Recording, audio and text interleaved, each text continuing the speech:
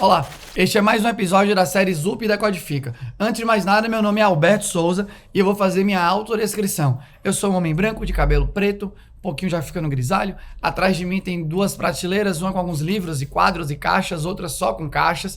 E eu tô usando um casaco verde com alguns detalhes em vermelho e amarelo. E agora você vai ficar com mais um episódio da nossa série Testes Automatizados Reveladores de Bug. Eu espero que você goste bastante e depois não esquece de deixar aqui o seu comentário com as suas impressões. Era isso e tenha um bom episódio. Agora a gente vai continuando a falar, sobre o nosso módulo de testes. A gente vai começar agora a falar sobre as possíveis técnicas, algumas das possíveis técnicas de teste que você pode utilizar, e a ideia é que no final desse módulo você tenha conhecido algumas dessas técnicas e que agora você possa combiná-las para conseguir construir uma suíte de testes mais poderosa que possivelmente, consiga te ajudar a revelar bugs o mais cedo possível e tudo mais, beleza? Então, a primeira técnica de teste que a gente vai falar aqui, é uma que chama Specification Based Test, ou seja, pensar em possíveis casos de teste aí,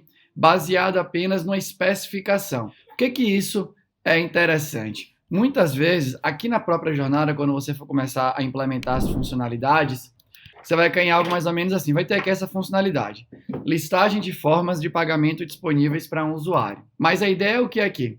Será que olhando apenas para essa especificação, a gente já consegue pensar em algum caso de teste? Então olha que interessante isso, porque você talvez já tenha passado aí por vários backlogs nos projetos que você passou, no backlog ali dentro, vamos supor que você está ali, uma jornada de 15 dias, 7 dias, a depender do ritmo aí do seu time. E aí você tem um monte de coisa para implementar, deve ter algum tipo de quadro aí que você utiliza, é Trello, é Físico, é Clubhouse ou algo do gênero. E tem lá os cartões com as funcionalidades escritas, dado algum tipo de modelo lá, para descrever a necessidade do software. E aí pensa nisso agora. Será que você, olhando para isso, olhando para essa descrição, para essa especificação que eu estou te mostrando aqui, ou você olhando para a especificação que você está vendo aí na sua empresa, será que você já consegue derivar alguns possíveis casos de teste? Eu considero essa técnica, por mais que ela não seja muito usada pela galera de dev, talvez você veja isso mais junto com a galera de QA e tudo mais, mas essa é uma técnica muito interessante, que você pode usar até para validar um pouco a escrita da especificação. Vamos fazer um exercício aqui agora, tentar fazer o exercício olhando aqui para esse cartão, beleza? Então vamos lá, para a gente conseguir tentar, pensar em testes olhando só para a especificação, ao invés de a gente fazer isso, a Deus dará, a gente vai tentar seguir uma espécie de sistema sugerido pelo livro aberto de Maurício Anish. Eu, inclusive, deixei a colinha aqui, já para a gente dar uma olhada e fazer junto, tá bom? E lembra, não tem nenhum problema você consultar a sua fonte de inspiração, a sua referência principal ou algo do gênero. A ideia é saber usar, tá bom? Então se liga aqui, ó. Então, a primeira coisa que a gente tem que fazer, aqui está em inglês, que eu peguei da fonte, mas a gente tem que tentar identificar os parâmetros, os parâmetros de entrada aí para o nosso programa. Então, vamos olhar aqui, vamos fazer aqui os nossos testes baseados na especificação. Primeira coisa, então, será que a gente consegue identificar os possíveis parâmetros que são necessários aqui na hora que a gente for pensar, na hora que a gente for construir essa parte aqui da lógica? Olha a necessidade. Dado o ID de um restaurante e o ID de um usuário, precisamos retornar as formas de pagamento que o usuário em questão aceita e que também são permitidas pelo restaurante. Então, quais são os possíveis parâmetros, dado, por exemplo, que eu estou escrevendo, que eu vou escrever essa lógica aqui, utilizando Java como linguagem. Então, eu sei aqui, que eu tenho um parâmetro, eu vou precisar aqui, ter acesso a um usuário, e eu também vou precisar ter acesso aqui a um restaurante. Beleza? Então, aqui, a identificação dos parâmetros, nesse caso aqui, tá até meio direta, né? A gente precisa de um usuário e precisa de um restaurante aí. Depois disso, vamos dar uma olhadinha aqui do lado, ó. Agora a gente tem que derivar, né, as características de cada um dos parâmetros. Então, olha só, a gente já fez aqui tudo junto, né? Daria até para diminuir aqui. A gente vai receber, né, ID do usuário, ID do restaurante. E agora aqui, né, a gente vai precisar, né, de um usuário, porque esse ID de usuário vai virar um usuário, e o ID do restaurante vai virar um restaurante.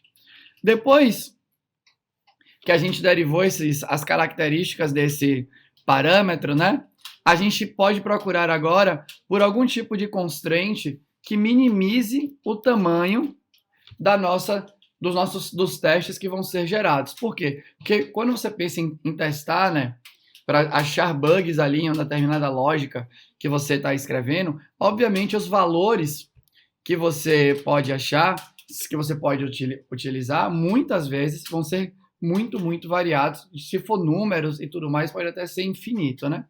Aqui no caso do usuário e do restaurante, nesse caso específico, a gente não precisa, né? A gente não tem um número infinito de casos, porque as formas de pagamentos são limitadas, é uma constraint já aí do sistema, você vai ver quando você chegar nessa funcionalidade.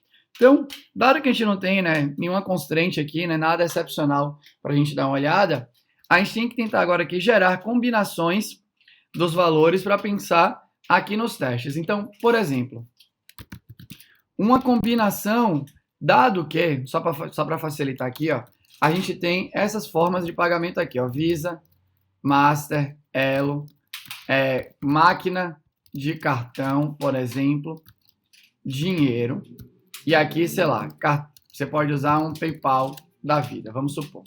Beleza? A gente tem aqui, né, 1, 2, 3, 4, 5, 6 maneiras diferentes de você poder, né, 6 possibilidades diferentes de um cliente querer pagar alguma coisa e 6 possibilidades diferentes de um restaurante aceitar aquele tipo de pagamento. Então, na hora que você for fazer essa funcionalidade, né, que você precisa retornar as formas de pagamento em que o usuário em questão aceita e que também são permitidas pelo restaurante, em algum lugar você vai precisar fazer esse tipo de teste aí.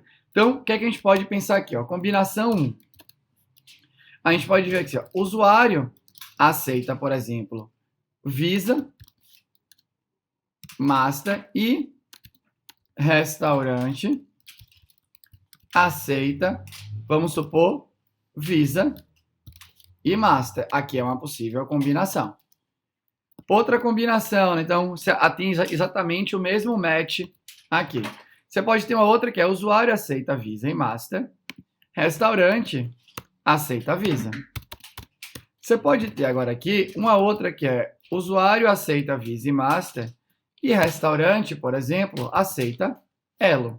Ou você pode ter aqui, né? Na verdade, essa daqui acho que já foi. Então, olha só, a gente tem aqui, né? Pensou em 3 casos. O usuário restaurante aceita exatamente as mesmas formas de pagamento.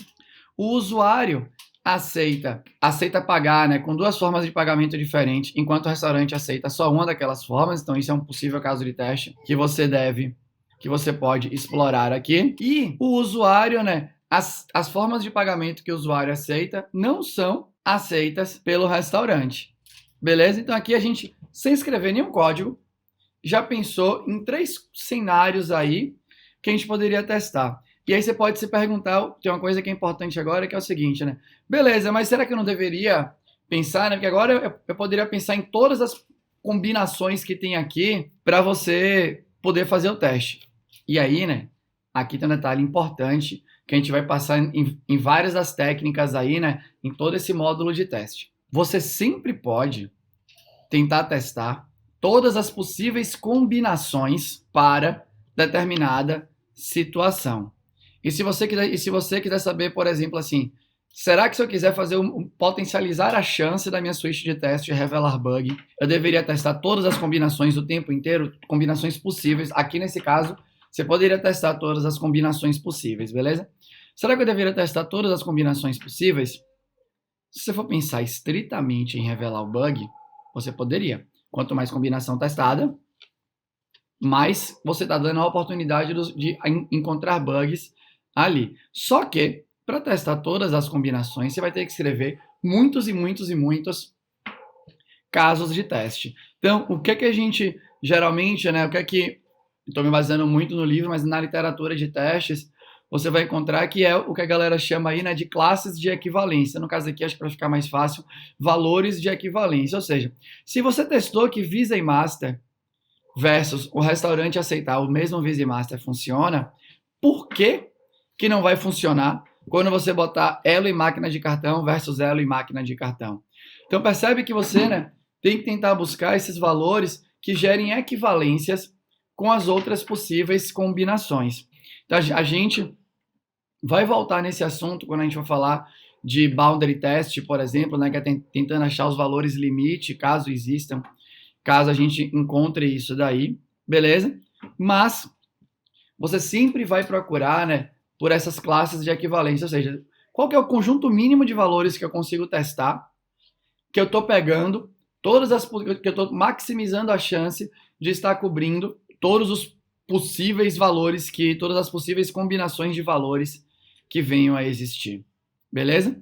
Então, essa é a primeira técnica de teste que eu queria falar com você, né? Você tentar derivar cenários de teste, você não escrevi nada aqui, mas daqui eu já poderia escrever o teste, beleza? Na hora que eu fizer essa funcionalidade, provavelmente isso daqui, em algum lugar do código que eu vou escrever, que eu não sei aonde, isso daqui provavelmente precisaria de um teste, beleza? Esses testes aqui poderiam existir.